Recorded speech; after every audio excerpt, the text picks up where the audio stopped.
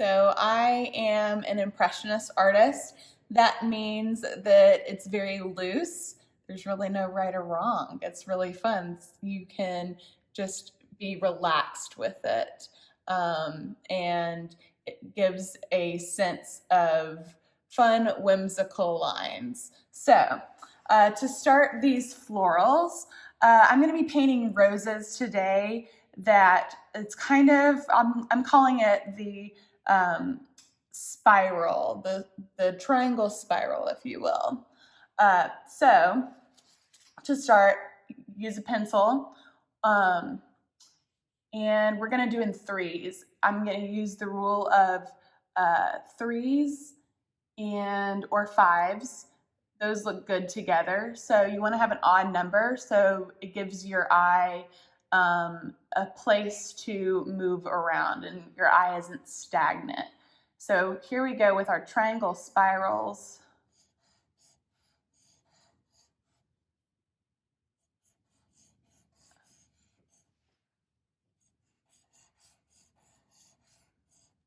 Something like that.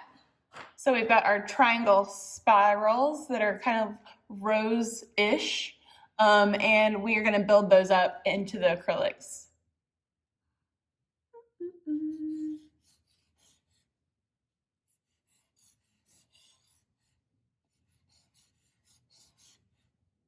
So I've got some roses here, very loose. I'm also going to add some kind of leaf design that's just a kind of like an oval with a line. So again, very abstract. You don't have to be as tight with it. One way to make your lines not tight is the way that I'm holding this pencil here. So in a painterly sketch, so it's not as rigid. All right, so we're going to get started on using the paint. These are obviously not primary colors, so I didn't have to pre-mix. If you do not have an array of pinks, just get your reds plus some white, and that'll get a good range of pink.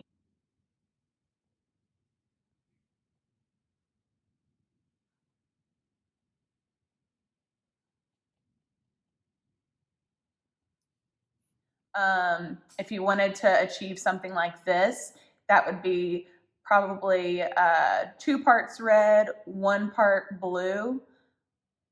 And so we'll start there. I like to think of the depth of painting in threes. So where I have like a medium color and then a light color and then a dark color. So I'm going to start with this kind of bright red as my medium. And in the middle here, I will mix. I've got my paintbrush is a flat head. And so that's where I'm really finding those lines and just laying it down.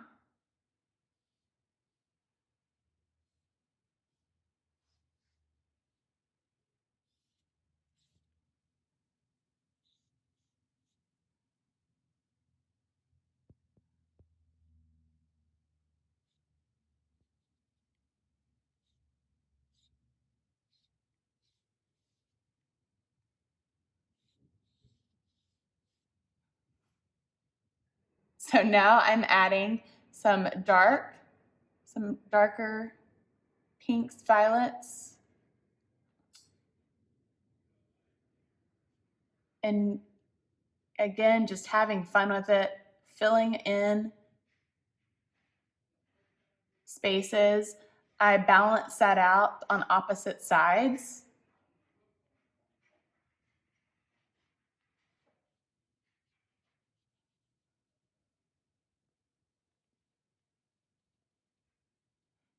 And to cover up my pencil lines, I'm gonna make it a little bit thicker.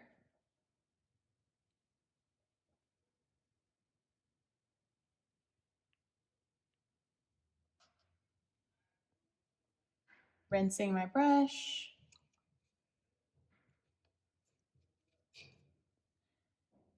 And now hopping to a lighter pink.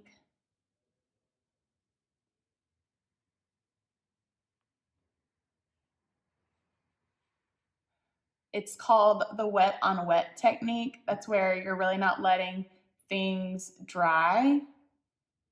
You're letting it kind of mix itself on the canvas, and that's okay.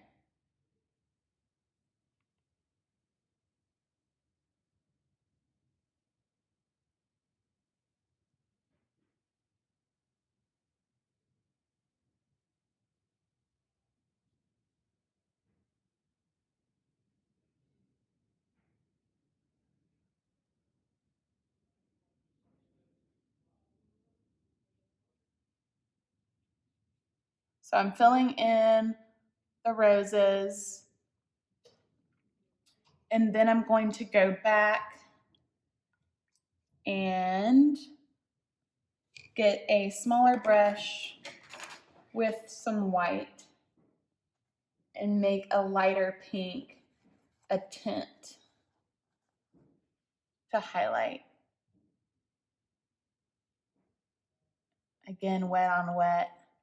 And I'm finding those light spots of the pencil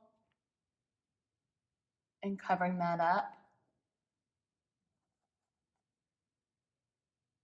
I'm also kind of following that line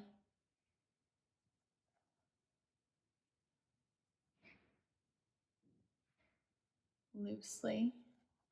And mixing, now I'm going and adding that red back in with my white. So you can really just kind of mix whatever. Keep it loose.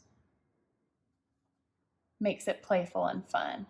I'm going to do some roses over here on another kind of way that you can make this a little more cubism, if you will. And that's where I'm like finding that first triangle, painting it all in red.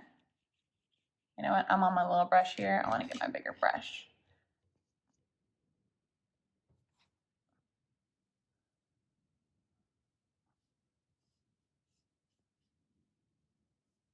Again, loose and fun.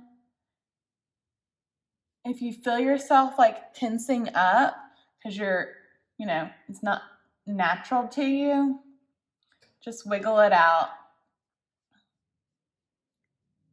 Because in the end, if you are tense, that kind of can be read through the paint.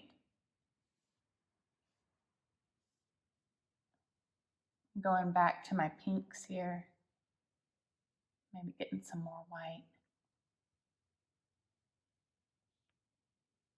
And this time I'm going to do the lines first. See where that takes me. Again, I really love like the wet on wet look. Meaning like how that red naturally mixed with that white was an accident, but as Bob Ross would say, a happy accident. I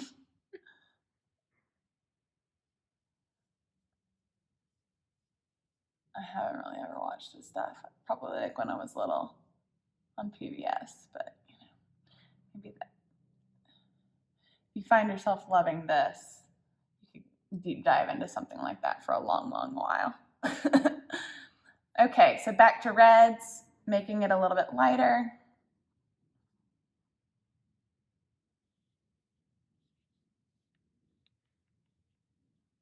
And that's where the middle of the rose is the darkest.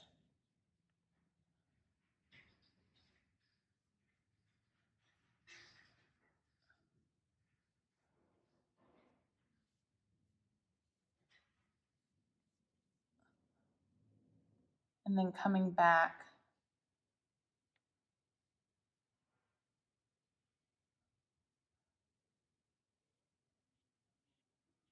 balancing that out.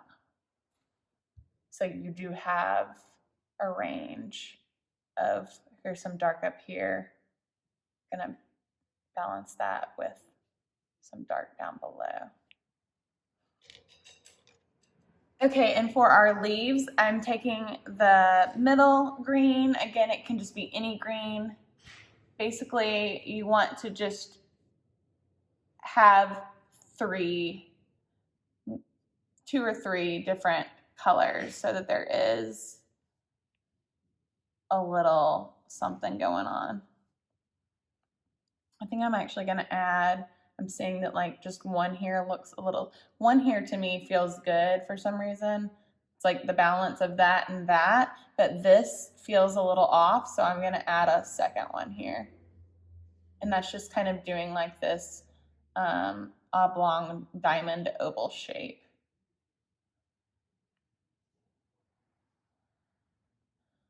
And then rinsing my brush and coming back in with the darkest green. If you need to make your one green darker, add a little bit of blue.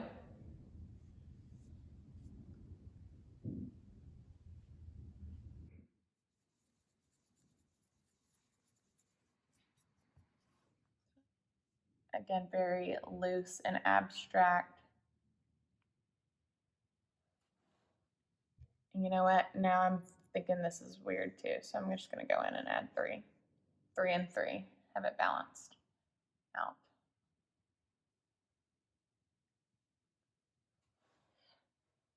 So again, no right and wrong.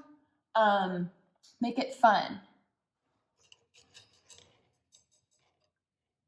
And if you want to add a background, you could do what we call a wash.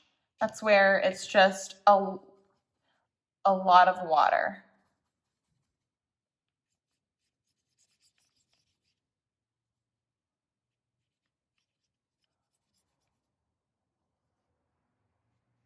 Essentially, this is just painting 101, where you can do this with whatever types of paints you have.